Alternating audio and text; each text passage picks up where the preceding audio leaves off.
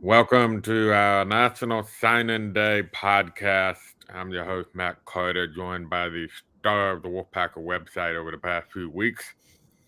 He's trying to be humble right now, but he really is the star of the website over the last couple of weeks, Ethan McDowell. Um, we're recording this podcast about noon Eastern time, and all 17 of the high school and junior college signees have sent in their letter of intent. Um, we still don't know. My impression was that the three transfers would also be announced today at some point, but we'll wait and see. They don't formally sign anything. That's just a simple enrollment process. So we'll see how that plays out. But we're going to focus on the 17 high school and junior college, 15 high school, 2 junior college players um, in this podcast. But before we do that, I have to take care of a little bit of a house cleaning here to remind you to please rate, review, subscribe this podcast wherever you listen to podcasts, wherever you get your podcast. You can find us, Apple, Spotify, all of those. Or better yet, if you want to watch us on YouTube and check out this really cool background that the great guys at On Three, Trey Yanity, shout out, provided with us. Check that out and subscribe to our YouTube channel. We're getting closer and closer to 2,000 followers, which is unbelievable to think of where we started and how we built that up. And go there and check out the new assistant coaches. They met with the media yesterday, Robert and I, and Garrett 2J. And I got his first name right. I've been having a hard time mixing up his names, but they were both very good interviews, so highly recommend you check that out. And last, but certainly not least, shout out to our sponsor, roadshop.com. Your natural cannabis needs, they can take care of all of it, whether you have anxiety or chronic pain or sleep deprivation. This is the natural way to try and treat those symptoms. All legal. They have Delta 8 products as well. They're on our website, so if you have any questions, shoot them a message on the message board and ask. We have a thread pinned at the top, or you can go to their website. They have a chat feature on their website to which they will talk to you. It's a small business, husband and wife. Husband's a disabled veteran who uses these products to treat some of the ailments that he has, and is a believer in it. And so it's a good company, and they're big supporters of the Wolfpacker.com. So please support them. So I think I got it all. I forgot the big one, Ethan. Subscribe to our website. Yeah, it's signing day was really, if you were like, oh my goodness, this happened, that happened, this happened, subscribe to our website and do all of this stuff.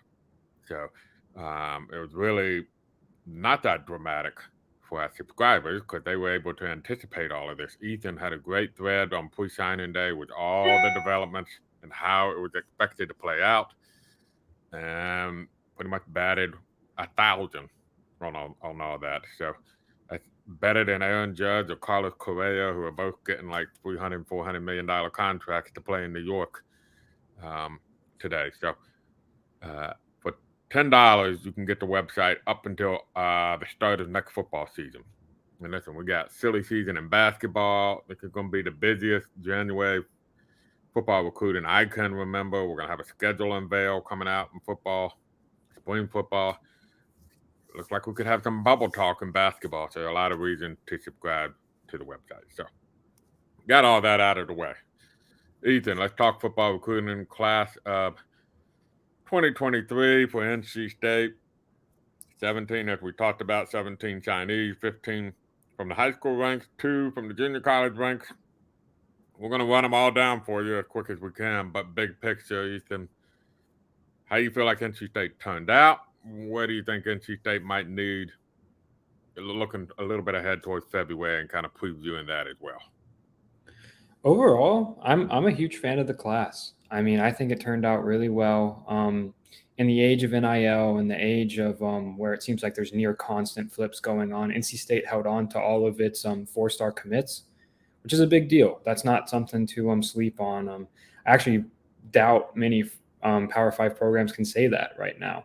And Obviously, if you go back to May and June, when you looked at the recruiting board, some NC State fans might be a little discouraged by some of the top targets they missed on. But if you look at how the coaching staff responded to those misses and the guys they were able to bring in, whether that was missing on Stanquan Clark and then bringing in Kamal Bonner and Kelvon McBride, or securing the commitment of Brandon Cisse, just stuff like that, making sure you close on Concepcion. That's a big deal. And that's it, salvaged this class, and it brought in some really, really promising pieces that are going to be really exciting. And just overall, looking forward, I mean, I know they love to bring in Elijah Caldwell, a receiver who just decommitted from West Virginia. If he doesn't sign today, then I would anticipate NC State trying to bring him on campus. He wasn't able to make it last weekend because he ended up playing in the Shrine Bowl. Congrats to him. That's a huge accomplishment. And so if he decides to, wait till February to make a decision, I think NC State will be right in the middle of that, which will be an exciting recruitment to watch.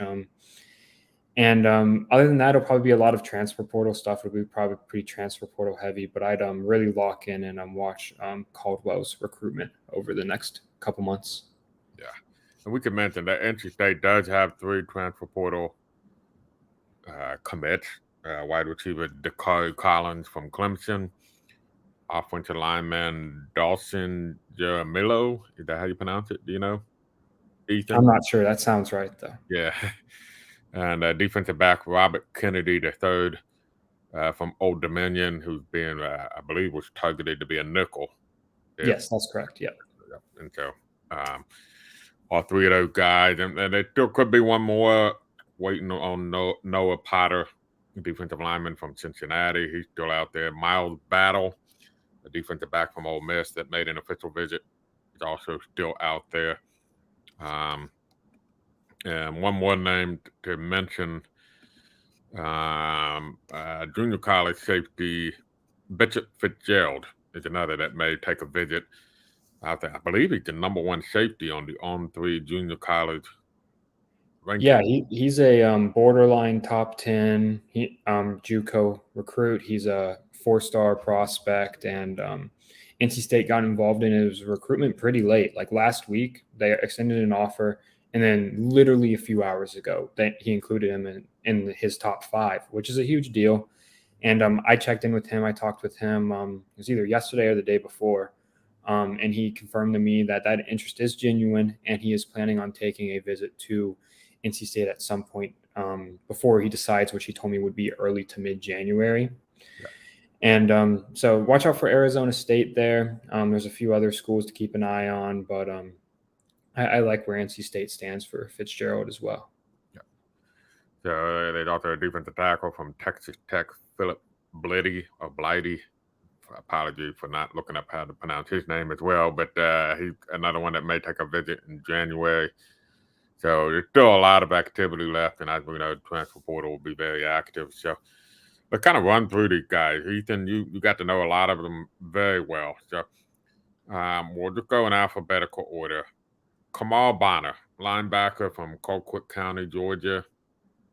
Was a one-time Georgia Tech commit, and then flipped to NC State. I think Wake Forest also got in the mix. To me, it seems like that, if you're going to run a 3-3 defense, you need linebackers that can run. And it kind of fits that mold. If I'm right, you can correct me if I'm wrong. He was a safety that moved into a linebacker spot, and that really is what captured NC State's interest. Yeah, so what I love about NC State's linebacker class this year is that they are fast and super athletic. Bonner was a safety up until this year. He's 6'2", 205 is the latest weight we have on On3 for him. But he's super fast, super physical, and linebacker is the perfect position for him, and that showed up this season. I believe, according to Max Preps, he didn't finish with too many tackles in any of his previous high school years, and then this year his production exploded, where he had 125 tackles, and his film pops. He looks really good, really fast, and I'm really excited about him. I felt good about his recruitment really as soon as I talked to him after we received the NC State offer back at the beginning of the fall. He clearly had a lot of admiration for NC State's program and Coach Gibson, And Coach Gibson did a great job staying involved in his recruitment.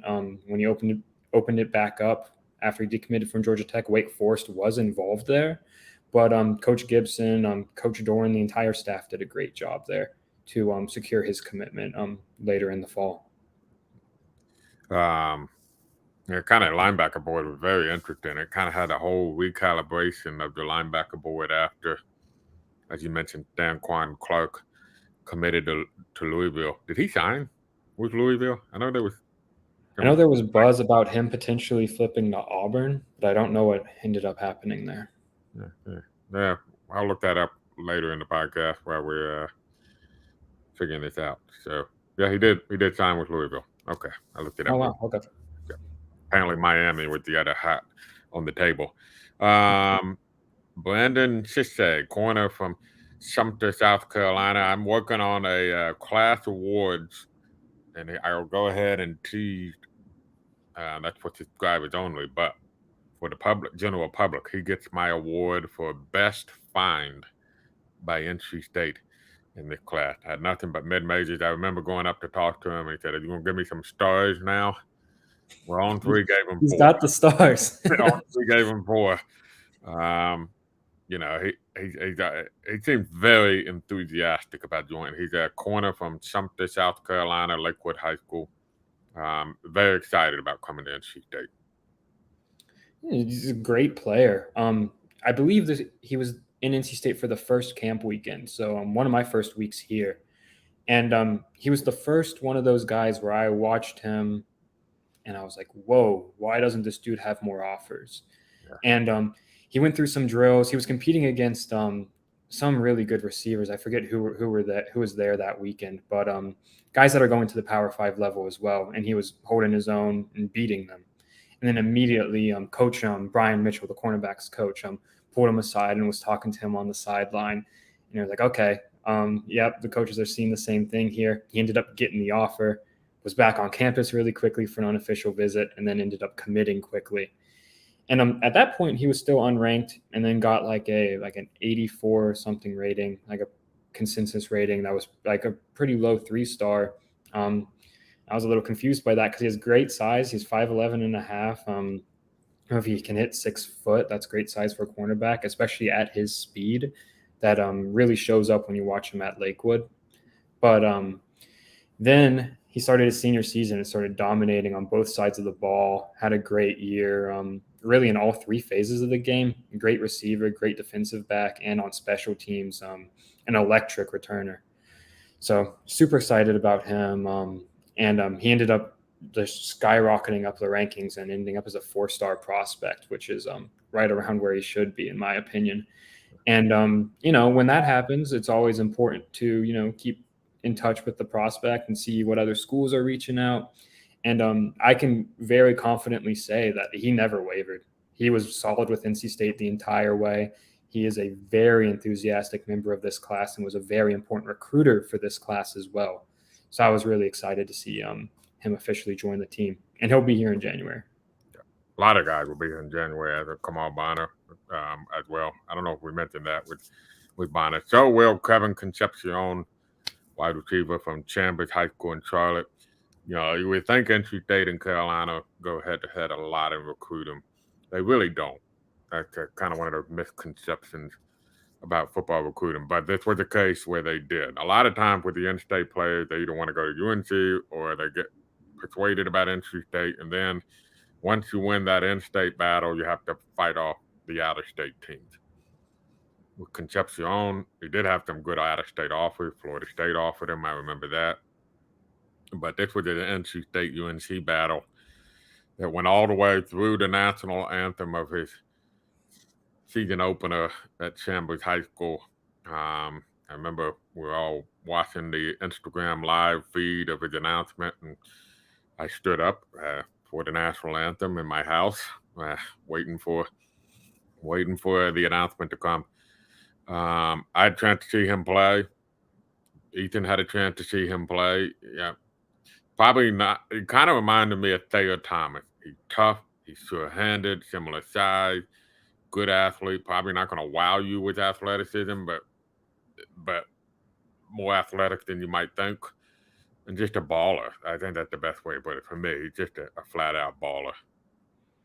Yeah, he's a great football player. That's what showed up when I saw him live. Because he's a high 3-star receiver for a reason. He's going to make plays on that side of the ball. But I saw him pretty early in the season against Highland Springs, which is a huge Virginia powerhouse high school. 7 or 8 Power Five players on their team, or Division One, I should say, not Power Five, but a really really good program.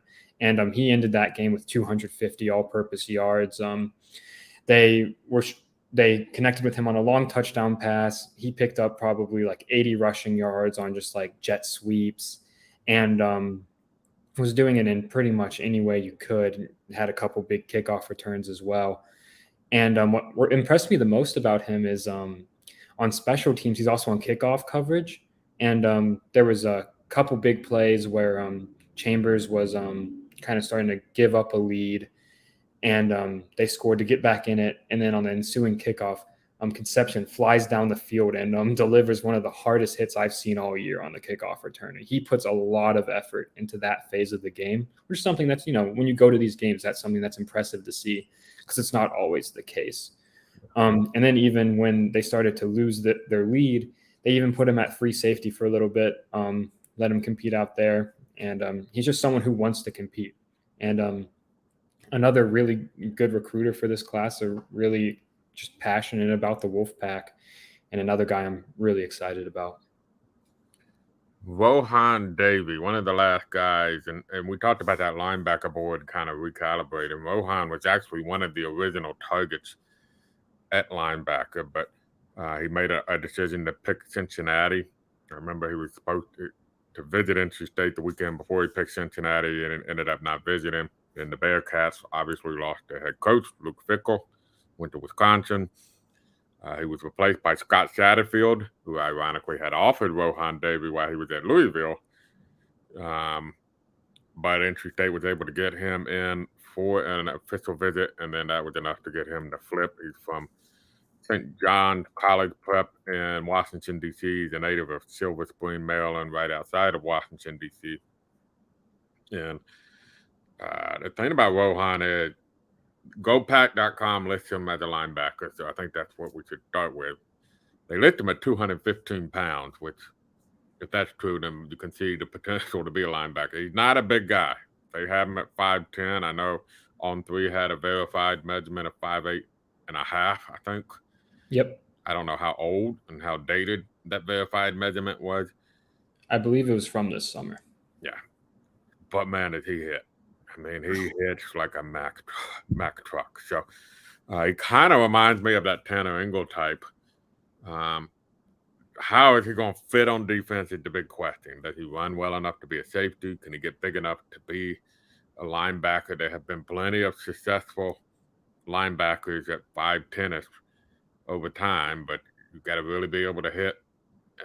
Look at Thunder Dan, which one of the best at NC State. He's not 5'10". So that's what stood out to me. The kid can just flat out hit. Yeah, I mean, when you look at, I know many fans, the natural inclination to go to a profile and you look at the rating and you see the 83.55 consensus rating and you're not wowed. But for all the NC State fans out there, I implore you, just go watch his huddle, go watch his highlight tape, because the first couple plays, he just absolutely blows up receivers and running backs. It is super impressive to watch him hit. And his rating's low probably mostly because of his size. I mean, he's an Under Armour All-American. Like he is one of 6 safeties in the country to get that recognition, which is huge. That's a huge deal, and I think he could be a really good player. But I do think there are question marks about his position.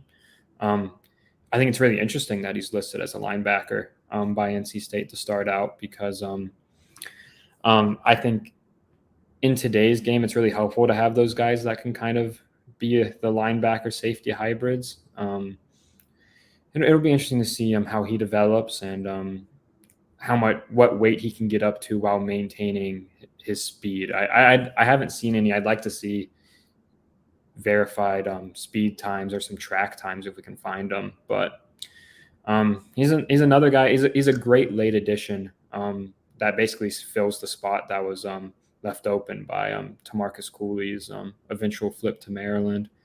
Um, and so I think is a great late addition to the class. Which you mentioned, Tamarcus Cooley did flip on signing day. That's another one, if you remember the website. We were able to talk to him last week in the Shrine Bowl via correspondence. And when I asked about his commitment to NC State, he said if he considered himself an NC State commitment, he said no, not really. So no surprise that he flipped to Maryland on signing day. One guy, I mean, I think when this young man committed, if you had said who would be a guy that could be a flip watch, only because you knew national guys would be all over this kid, is Damon Fagan, the top-rated prospect by Stars, I should say. The man after him actually has a higher rating, but it's not the consensus 4-star. The only player in this class to be a 4-star by all 4 major recruiting services. He from American Heritage in Fort Lauderdale, Florida, safety. I think because he was so highly rated, and from South Florida, and the legitimate targets of the likes of Ohio State and LSU and Miami was trying to get him to flip late, we understood. Made NC State fans maybe sweat a little bit. Always one person that does this on National Signing Day. They're the last one to sign, and the minutes turn into hours when you're waiting. But he did sign. It was never really a concern from what we understood. It was just a matter of logistics. He looked like a ball hawk who comes from an excellent program. And when you see him, we saw him on the official visit hanging around camp. Some players just have that presence about them. We're like, okay, that's what a 4-star safety looks like. And I felt like that with Damon Fagan. When you saw him, yeah, I see why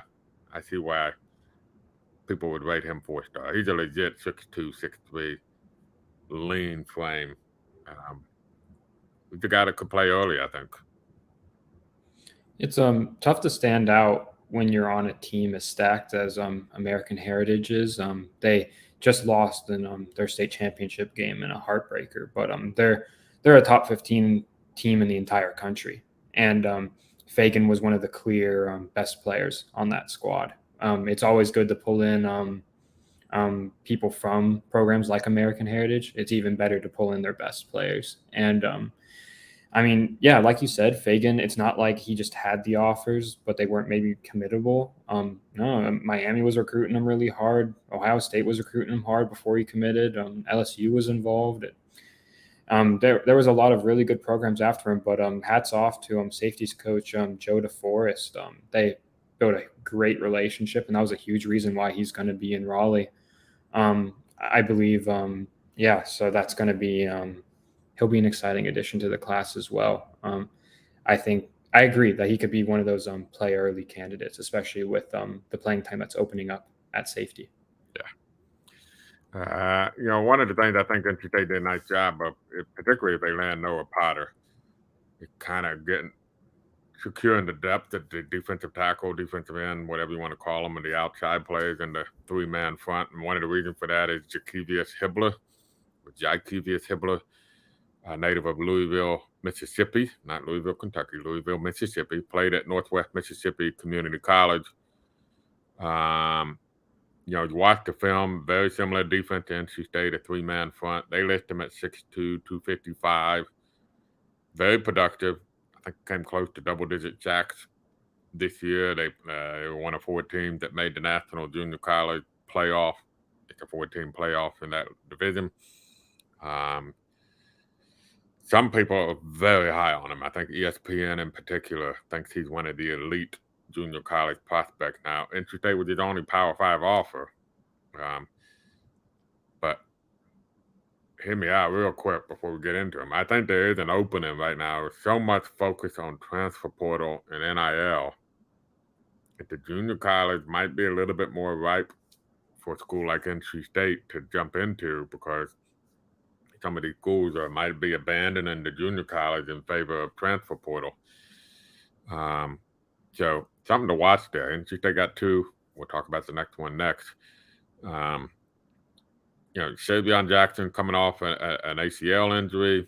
You do have Davin Van back, but you're also losing your primary two nose tackles. You probably want to slide C.J. Clark back into nose tackle if he returns. So a guy like Hibbler makes some sense. He kind of gives you an older depth piece to keep that strong play on the edge while Savion rehabs and moving Clark back inside if that's what they do. Um, so, this is a pickup that makes a lot of sense to me. Yeah, and I think particularly, even though I'd say like the defensive end spot is one of the more like I think it's one of the deeper positions NC State has right now. But when you add Hibbler in there, he has the speed, if you just watch his highlights, to be an elite pass rusher. And that's what he was when in the community college. He dominated. He just blows off the line of scrimmage and gets to the quarterback with just elite speed. And he's the consensus number 12 junior college recruit in the country. And that's an extremely good get for the Wolfpack, especially when, like you said, it is somehow NC State was his only Power 5 offer, but the coaching staff did a great job of getting him on campus and then just wrapping up that recruitment really quickly. It'll be exciting to see how he does. The junior college player, is it Torrente? It's Torrente, yeah. Torrente Hinton. He's another one that kind of came together very quickly. Big corner, 6'3", 190 if he ends up sticking at corner. He's a native of Alabama, Saraland, Alabama. Went to Hutchinson Community College in Kansas. One of the things about Hinton is he has 3 years of eligibility versus Hibbler has 2. Hinton was pretty well regarded when I was doing my research on him at the high school level locally. He was an all-state performer. He played in the Mississippi-Alabama All-Star game, had 2 interceptions in that game. For whatever reason, didn't get the offers probably he deserved. I know Arizona State and Indiana also offered him, and he had just about every noticeable. Him and Hibbler had just about every noticeable mid-major offer you could have, which goes back to my theory of is there an opening for some of these Power 5 schools if they're willing to take it in the junior college ranks as the transfer portal becomes more and more prevalent. But you're losing Derek Pitts at corner. Shaheem Battle walked on senior day, so he did just sign an NIL deal, so it makes you wonder if he's leaning towards coming back. But it kind of makes you feel better about you can never have too many corners. It makes you feel a little bit better about your depth at corner. I think Torrente's recruitment was the single most impressive recruitment by NC State staff this cycle. He picked up an offer, I believe, December 9th. And like 4 days before that, maybe more like a week, Brian Mitchell reached out for the first time. And a couple days later was on a plane out to Kansas to go visit him. They met in person. They talked football, and Mitchell made a huge impression, just laying out how he's going to fit into the defense, and just kind of selling NC State secondary, and got him on campus. My understanding was after talking to Torrente that he was considering taking a visit to Indiana originally, and was going to try to fit in both Indiana and NC State. But if it came down to it, he was totally fine with going just to NC State. And that's what ended up happening. And he picked the Wolfpack. He even had a visit scheduled to Oregon State for the first week of January. But, he ended up shutting that down pretty quick. That was another late team to come in, which, it's impressive. NC State separated themselves and picked up a really good cornerback. He's an 88 rated by On3. Which is another high 3-star guy, number 7 junior college corner in the country. And at 6'3", with 3 years of eligibility remaining, I mean, Coach Mitchell has shown the ability to develop cornerbacks. And so I'm pretty confident that with 3 years, even if he's not contributing immediately, he could be a really, really nice piece for NC State at some point. And Aiden White was his host on the official visit, and those two hit it off too. And so you have those 2 guys. It's 2 6-foot-plus corners. One of them's an all-ACC first-team performer. That could be a really, really exciting duo in the next couple of years. Yeah, and I kind of beginning to get to the point there during the season. I think we were both wondering if Aiden White was playing his way on the NFL radars with the way Yeah. he's playing. So, the next one was the last player to officially join the class. Pre-December signing date will be here in January, which was to mention both Hibbler and Hinton will as well. And I don't know if we mentioned that with Rohan Davey. He too is a January enrollee. Rico Jackson, who we both saw in person because Dillard High School sent a bunch of players to an NC State summer camp. A lot of them did very well. Not participating because he had just committed to Illinois about a week or two before was Rico Jackson, who physically looked spectacular. Every bit of 6'5", 300, and the right kind of frame. NC State offered him. I'm not sure if it was that day or right after that day or what. South Carolina did the same. I think it was the same setup. Their players went to South Carolina camp. He then decommitted from Illinois, and then everything went quiet from like July to December when he shows up on NC State's official visit list for the last weekend. And they just, quite frankly, I wonder, we don't know this for sure, I wonder if this was a situation of NC State really liked Rico Jackson, didn't have room for him in the class because they had already had 4 high school linemen committed. Charlie Simon backs out, and they immediately put Rico Jackson on speed dial and told him, hey, we got an opening now in our class. Yeah, to me, probably one of the more underrated players in this class. He's not rated as that highly. I like his film. He's a left tackle. He played for a great program against great competition. He has the size. Look, if you're looking for a last-minute offensive tackle, kind of hard to imagine you could do too much better than, from an NC State standpoint, than Rico Jackson. Yeah, I feel like it's hard to find, kind of diamonds in the rough when it comes to offensive tackles because it's such a premium position. But he definitely looks like someone who could be a really good player, despite I don't really understand why he's rated so low. Like you said, he's going against great competition and performing really well. But yeah, he looked great at NC State's camp. I'm also curious if it was a situation where if there just wasn't enough room for him in the class. But it's a great job by Coach 2J to build that relationship really fast after he got here and secure his first high school commitment while on staff here. Next was a young man who committed on the day after Thanksgiving, better known as the day NC State beat North Carolina in double overtime in Chapel Hill. So good timing on his part. One-time Vanderbilt commit Kelvin McBride from Mobile, Alabama, from Cottage Hill Christian Academy, if I'm right. Yep. Another kid, you mentioned with Kamal Bonner. He can run. I don't think he played safety like Bonner. You can correct me if I'm wrong. I think he did. He did play a little bit of safety. Yeah, I know he did some kick returns as well. He got track time, so he legitimately runs well. Apparently a legit 6'3", too. 6'2". I think he was at a Rivals combine with 6'2 and a half, if I remember right. So got some legit height. You talked to Kelvin quite a bit. You weren't surprised he flipped from Vanderbilt to NC State. So what's your impression of Kelvin? Yeah, he's another guy kind of similar to Kamal, who they were offered around the same time too. But once we started talking, I got the feeling that he would be interested in NC State, but he wanted to focus on his senior season. Didn't really worry much about recruiting, so it was pretty much silence for the entire fall until he started to iron out a visit plan towards the end of the season. Took his visit once the season wrapped up, and NC State made the impression and another great impression. It's clear that Tony Gibson right now. He has the respect of pretty much any recruit right now because he is putting on together such an elite defense year in and year out and an elite linebacker room. And I think that had an impact on Kelvin. And once he got up here, he liked what he saw and decided to make the flip from Vanderbilt. But so I believe on other sites for a little while, he was actually listed as a wide receiver.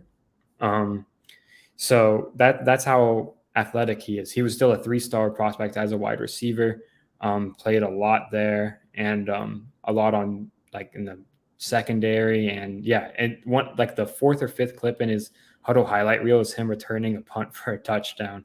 Which, if you can add a linebacker with that type of athleticism, again, pretty late in the cycle, that's another good addition to the class, and one that's worth getting excited about, especially when linebacker isn't the most urgent need as in terms of like a plug and play. You can have this guy sit with Gibson for a couple years, bulk up a little bit, really develop those skills, and he could be a really exciting player.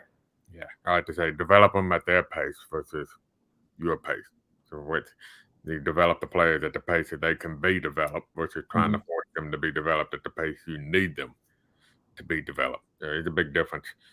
By the way, Calvin McBride and then later Terrence Hinton are the first two players from Alabama to sign with Dave Dorn.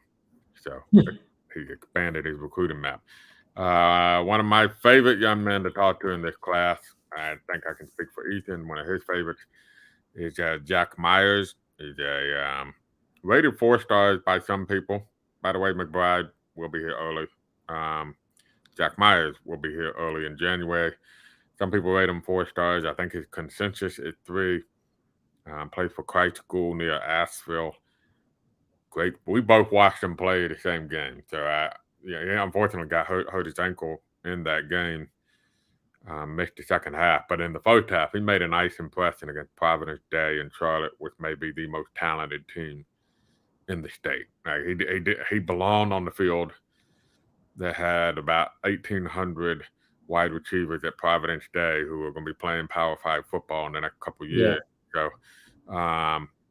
had a couple of real nice kick returns, but they had a hard time keeping up with him. So, I really like Jack Myers. I think he could play safety or nickel. They list him as a safety on GoPat.com, but just a joy to talk with. Yeah, and I've talked to him, and he's told me that safety and nickel are both possibilities for him at the collegiate level. He's someone that I'm really excited about. I was impressed when I saw him live. I've been impressed when I saw his tape, and he's like literally on the consensus just a couple like percentage point, like tenths of a point away from being a 4-star. So he's right on that edge, but he's someone definitely worth getting excited about. He'll be here early. And he's an elite athlete. I believe he's also just like an extremely good high jumper. I think he was really close to the North Carolina state record. But he's someone worth getting excited about. Not great offer list that he committed to NC State over, and just a super charismatic guy. And something to watch. I'm just going to throw in there is he is very close with all of the Providence Day guys, which it's a good connection to have.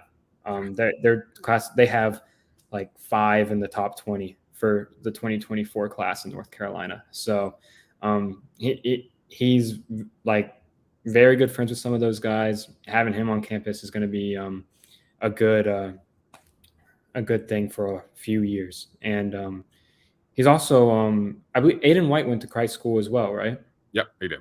Yeah, they were. So this continues a bit of a Christ School pipeline. And hey, if Zach Myers can be as good as Aiden White, then that secondary will be in a good spot. Yeah, they do have one of the best players in the state next year, by the way, linebacker Caden Jones. It's meant to be seeing how much of a shot NC State has with him, but also worth noting there too. Another young man who's probably one of the most mature young men I've ever talked with is Obadiah Obasuyu, who is a massive offensive tackle from Alpharetta High in Alpharetta, Georgia. A legit 6'6 plus, 290, 300-pound range, but the frame on him is different. It's an athletic looking frame. I mean, I'm willing to bet you that this may be the best group of physically looking linemen NC State has ever signed. Obadiah had a handful of Power 5 offers. He was an interesting story. He was actually visiting Duke, who had offered him. And they made an impromptu, unscheduled visit to NC State while in the area. And I think NC State was former offensive line coach John Garrison was like, whoa, who's this kid? And they went down to his high school to check him out and ended up offering him I want to say he had at least a half a dozen Power Five offers, but um, I think he's raw as a lineman, but you cannot teach that kind of body, that kind of frame. This was his first season playing full time on the offensive line. He transferred to Alpharetta this year, Yep. and before that he was having to play some, like, I believe, defensive tackle and spend some time on defense. And this season he really just got to lock in as a tackle, which is exciting, and I'm glad he got that development. And yeah, like you said, one of the most mature high schoolers I've ever talked to. I want to read this quote on the podcast because it was so good. I asked him if Coach Beck leaving would have any impact on his recruitment, and because he had just had like an in-home visit with Beck, like that day, or I think the day before. But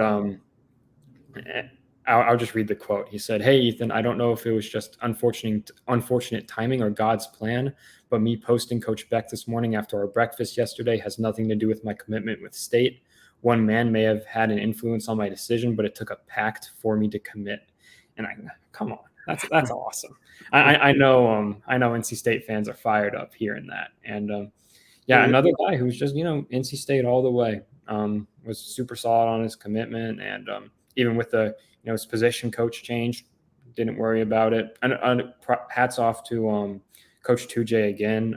As soon as he was like officially hired, he was on the road to go see him, and yeah, another, like you said, great, physically just impressive offensive lineman. yeah. Ethan, you and I get paid to write, and we're not that good to Exactly. write Yeah. so you might be coming for a job. Um, at the beginning of this recruiting cycle, I think NC State had two running backs they were really, really targeting. One was Dalen Smothers from Charlotte, whom they made a great run at. Came down to NC State, Oklahoma, Florida State, picked Oklahoma. Some chatter that he almost reconsidered that late, but got the feeling that that was a bit overblown a little bit. Um, the other was Kendrick Raphael from Naples High in Naples, Florida. NC State was one of the first Power Five offers for Kendrick Raphael. He ended up being, some services regarded him as a 4-star. Ethan can tell you how close he ended. He too ended up being a consensus 4-star. He came close, but wasn't quite. He visited Iowa, NC State, BYU in June. Picked Iowa. Looked like it was over. NC State got Kyron Jones at running back. I said he blew up, and then the whole running back recruiting cycle was just wacky. Kendrick Raphael backed off that Iowa pledge. I don't know if he watched about 2 Iowa games and realized, wow, this offense, I don't know if I'm going to run in this offense. But ends up flipping to NC State. Of course, Kyron Jones backed off of NC State the week of signing day. But they ended up getting one of the guys that they originally targeted at the position, a highly, highly productive running back, too, out of Naples High School. Yeah, I was pretty surprised and a little caught off guard when he committed to Iowa originally. Because when I spoke to him after his NC State official visit, I was like, "Oh, NC State's in a great spot here." But it's great that they were able to maintain that communication once he opened it back up. Again, they fought off some good programs. When we spoke, I spoke to him actually when he was on the way home from an App State official visit, and he was in the process of planning Penn State and Oregon trips. Those trips didn't happen. NC State was able to close out his recruitment very quickly in an impressive way, and without actually having him on campus that fall before that. I believe he was on campus in December, but before that, his most recent visit was June. So being able to keep that communication going and secure a commitment is huge.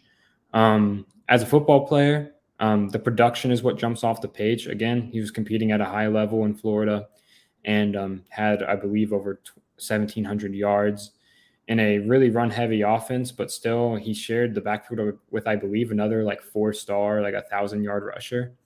So really impressive stuff from him. Especially important considering Kyron ended up flipping We don't know where yet, but Georgia. Georgia's. He did. We He did. didn't. He ended up signing. Okay. He did time with Georgia. But it's a big deal to have him in the class, and it really salvages the running back recruiting, which I know was a position of concern for a lot of NC State fans towards the latter part of the summer. I kind of entered into a relationship with Charlotte Christian with Kyron Jones. Kind of been an up and down relationship with NC State over the years under Dave Dorn, but tough one. If there was one that got away, I feel like Kyron Jones was probably at the top of that list because he was an elite athlete and a lot of he just kind of flew under the radar. But by the end of the fall, you can make a case he was probably a top 10 guy in the state of North Carolina. If you were to re-rank the players based strictly and starting over and not having, sometimes where you rank them originally plays a role in how the final rankings look. You would think Kyron's probably a top 10 guy in the state, but Raphael will be here in the spring as well. I don't know if I mentioned that with Obadiah Obasuyu, but I think he's as well coming in the spring. Also coming in the spring, continuing that trend of impressive looking offensive lineman is Darian Rivers from West Charlotte, legitimate 6'5", 6'6", 260, probably the skinniest and the leanest. Very raw, no question about it, very raw, but what you can't teach is a lineman that moves like that and a lineman that looks like that. And he was a former basketball player, just kind of new to the football game. So you just can't teach that upside with a player like Darian, who I believe is an on-3 4-star as well. Yes, he is. He when I spoke to him in June at one of NC State's camps, he told me he didn't have a dream school until he came to NC State, and he was the second member of the class of 2023, and has been solid ever since, despite getting calls from, wasn't it like Florida and someone else, and Penn State, Florida yeah, State. some major offer, or not offers, but calls from those schools, and he is a legit 6'6", and a very intriguing talent. On3 scouting report said he has like top 100 NFL potential as far as the draft goes. That's an exciting thing to hear if you're an NC State fan, and probably very exciting if you're Coach 2J as well. Another guy who's just solid all the way with NC State. Once he has a couple years to develop, he could be a very good player. Yeah, I think the key for him too is how quickly does he get adjusted in the strength room, how quickly does he build it up, and he's new to football. He's only been playing football a few years. He was a basketball guy before that, so how quickly can he learn the physicality that's up the position? The next young man I kind of link with Jack. All these guys are good guys. Ethan talked to more of them than I have, but on the ones I've talked to, the three, there are probably four that really, really stood out to me. And another one, if you hear my Christmas clock playing in the background here, that means it's 1 o'clock. Isaiah Shirley from Watauga High in Boone, North Carolina. He was a long time guy on the NC State radar, and he ended up having a pretty solid Power 5 offers. I mean, it may have even been double digits Power 5 offers. Good fit for the 3-man front. He plays in a 3-man front. I will tell you this, having seen him in person, two things. One, Watauga, excellent high school field. That is incredible scenery in Boone, North Carolina. Number two, he could play tight end too now. I mean, he's being recruited as defensive lineman, but I'm telling you, this kid could be a really nice tight end as well. Great head on his shoulders. Really nice one of the nicest young men you'll ever talk to. Mm-hmm. And I know Charlie Wild is probably excited to get somebody like that to coach. Yeah, and he should be. I mean, he produced really well his senior year. Really athletic at 6'4", 235 was what jumped out to me. Like you said, he can play tight end. When I talked to his coach before the season, and he told me that he had 2 catches or something like that. He had 2 touchdowns, and I believe only 3 catches his junior year. It's like, oh, we'll get him involved a little more. And yeah, he had a great senior year. On3 thinks really highly of him, has him about at an 88, which is kind of getting close to that 4-star status. And if you need any confirmation, if you're out there like, oh, he's out in Western North Carolina, what's the competition like there? He went to the Shrine Bowl this week and dominated. He had a great week there. So I'm really excited about him. And like you said, perfect fit for the scheme. I think he'll in a couple of years he'll be on that defensive line and playing really well. The fourth guy that really stood out when I talked to him was Kamen Smith, who's next on the list. Isaiah Shirley, by the way, will be here in the spring. Yep. Kamen Smith from Wilkes Central. It's interesting. Isaiah Shirley and Kamen Smith come from what's called Northwest North Carolina, which is kind of once you get past the triad of North Carolina, once you get past Winston-Salem, everything west and north of that, they're called Northwest North Carolina. And it's not known for producing a heck of a whole lot of prospects. You'll get a good showing from Mount Airy every now and then, but that's about it. But this year was unique. Isaiah Shirley and Boone, and then Kamen Smith in Wilkesboro at Wilkes Central High School. NC State really got ahead of the game on him. That was good because, as I noted in a bio on the Signing Day blog, the schools that finished runners up on Kamen Smith were UNC and Virginia Tech. They didn't stop. No. They really wanted this young man. He also had South Carolina got on him. Mm-hmm. Offer Duke and Wake Forest offered him. Just about everybody except maybe Virginia and Tennessee and Clemson from a bordering state offered him at the Power 5 by the time it was over. He was one of my favorite players I watched in person this fall. I think he has a chance to end up being. Nobody rated him a 4-star, and I think he has a chance to be one of the underrated guys in this class. I think he's my favorite offensive lineman of the group personally. In terms of what I've seen from him on the field, I love how hard he plays on both sides of the ball. At 6'4", 275, it's like right on the edge of is this guy a guard? Is he a tackle? So that'll be interesting to figure that out. I believe he told me that he can play, and the coaches believe he can play pretty much anywhere on the line. So, it's good to have someone with that type of versatility. And I mean, yeah, when you look at the schools that were interested in him, it was it's a very impressive list. There were a couple other schools that came in late, in addition to schools like Virginia Tech continuing to try to flip him.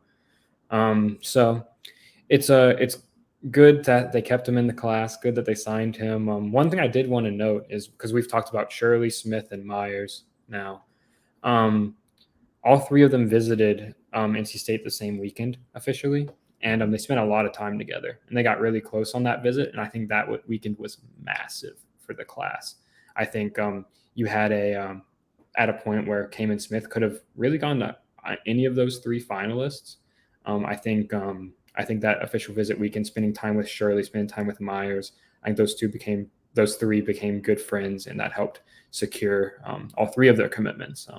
I believe Shirley and Myers both committed on the trip, and then Smith committed a little later because his recruitment got started a little bit later. But yeah, that was a massive weekend for them. The Western North Carolina boy, because Myers is from the Asheville, which is not Northwest, but it is Western North Carolina. So they kind of got two mountain guys, and Shirley and Myers, and one very close to the mountains in Smith, which, by the way, is another really nice football stadium. I think I texted Ethan a picture of the Wilkes Central football stadium. It's very pretty up there. The first commit in the class, the quarterback of the class, Lex Thomas. He is, yes, Thayer and Drake Thomas's youngest brother. He was the quarterback of the group. A lot of people are going to think NC State offered him because he was a Thomas brother, but I will say this: they never pursued another high school quarterback after he committed. If it was a courtesy offer, you would have thought NC State would be pursuing a second quarterback in this class, and that was not the case. I know from being around when he committed as a junior, this was somebody that NC State really, really liked. They had him make all the throws. Tim Beck had him make all the throws. They measured his everything to make the size is the question mark. We can't get around it. 5'11", 175, or I actually think Wolfpack had him at like 190, so he may be bulking up even more. But he can make throws. His arm strength is better than the size would indicate. I like the it factor on him. He's got good command of the offense. Other players seem to gravitate towards him. They didn't get Noah Rogers, but the reason why they were in the game with 5-star Noah Rogers was Lex Thomas. Mm-hmm. Um, the reason why they probably got Kevin Concepcion was Lex Thomas. So it's going to be interesting to see how I never doubt a Thomas brother now after seeing both of them at NC State. He does have that kind of magnetic personality. He looks like he's got a command of the offense. Now, he did injure his shoulder senior year, so you have to see how that factors into it, and you'll have to see how does the size and the height play into the position. So those would be my question marks. But the bottom line is NC State got one of the quarterbacks they wanted in the class, and I don't think it was a courtesy situation at all. Yeah, I didn't get to see Lex play live this year before his injury, but one thing I did like watching his highlights is how he makes plays off script. There's a lot of plays where he's scrambling around, he's running around, and just delivers a rope to a receiver, and I really like that. I did see him throw at camp, and he looked really impressive. I thought he looked great at camp. He was there for a few days one weekend, and threw I think at 2 of the 3, and what impressed me there. So it'll be interesting to see. Like you said, I mean, Matt and I might know something about football and quarterback evaluation. The coaching staff definitely does, and they know a lot. And if they're comfortable enough only recruiting Lex for this class, then I think that's as much of a vote of confidence as you could ask for. Yeah. Last but not least, and I think the biggest winner of the change of offensive coordinators from Tim Beck to Robert and I, the other on-3 consensus 4-star in the class, tight end Javante Vereen. He is an on-3 consensus 4-star, right? Yep. Okay. From Havelock High in Havelock, North Carolina. That is not a school NC State's had a lot of luck with, even though they have routinely brought out a prospect or two. Seems like every other year. But they jumped in early on Vereen, and Vereen's interesting. He's a tight end, but you really need to have a role for a pass-catching tight end to bring him in. So, Georgia offered him early, but then they got a couple of other tight ends. I think Maryland and Louisville were also strongly in the mix. But NC State just did a real nice job of prioritizing him early. And you know who he kind of reminds me of? Arondé Gatson, who just was the first team All-ACC blow-up. I mean, he came from nowhere this year. And Robert and I, 1 year at Syracuse, he turned into one of the best receiving threats and complete mismatches in the ACC with the ability to move him around. Javante Vereen is really a big receiver. How well he can get that physicality. Yeah, may not. If they use him like Arondé Gatson, that may not be as big a question mark either. But I think he's a big winner in the new hire at offensive coordinator. Yeah, and you said that stood out to you, and I'll tell you, it stood out to him too. I talked to him a couple times, and we talked about the coaching changes, and he's pretty fired up about it.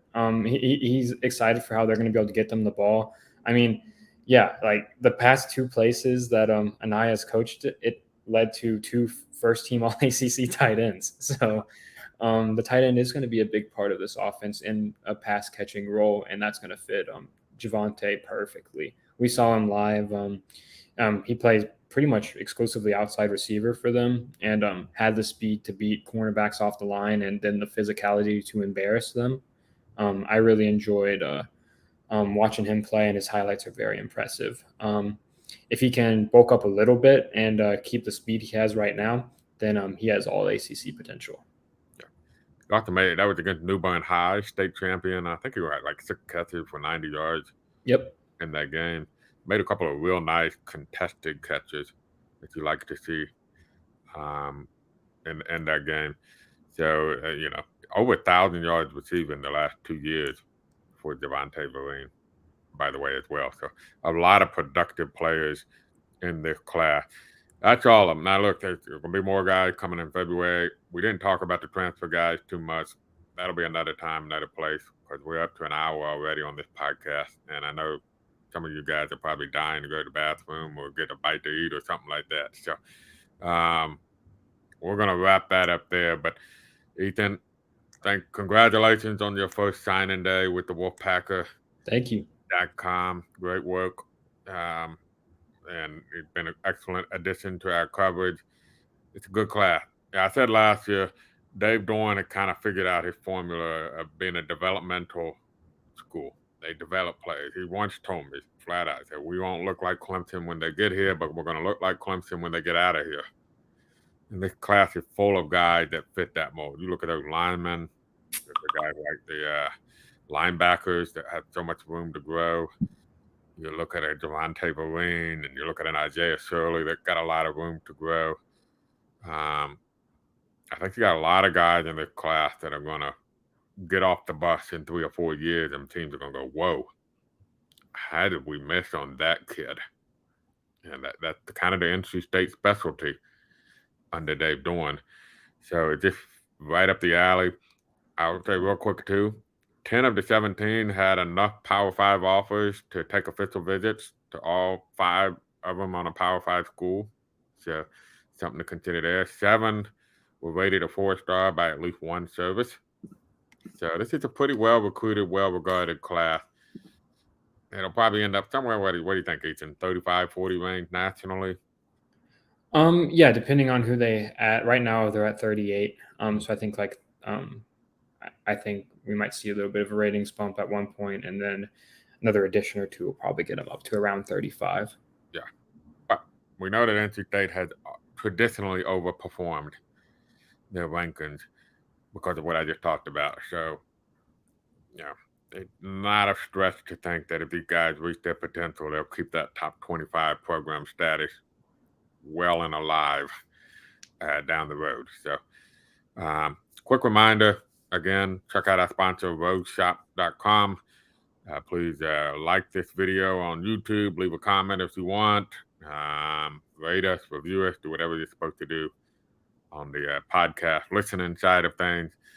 And that'll do it for this Wolfpacker signing day press conference. Not press conference, podcast. For Ethan McDowell, I'm Matt Carter. Thanks for listening.